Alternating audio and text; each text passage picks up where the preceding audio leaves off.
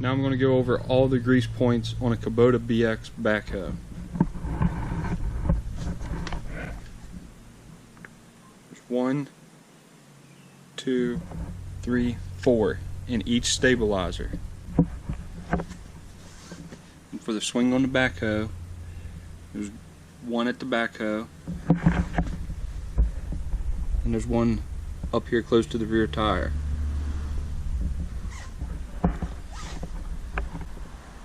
And down at the bottom of the backhoe you have 1 on the backhoe boom. You have 1 on this cylinder. Moving on up, here's another fitting. And up at the top of the backhoe, there's 1, 2, 3 fittings.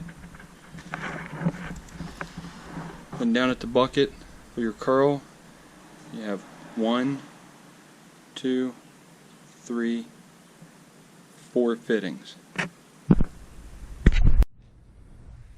Then you have a grease fitting up top for your backhoe swing, and a grease fitting down below. So altogether on your Kubota BX with a backhoe, there are 22 grease fittings. This is a BT 601 backhoe. And before greasing, be sure you wipe each fitting off so you do not push the debris in with the new grease.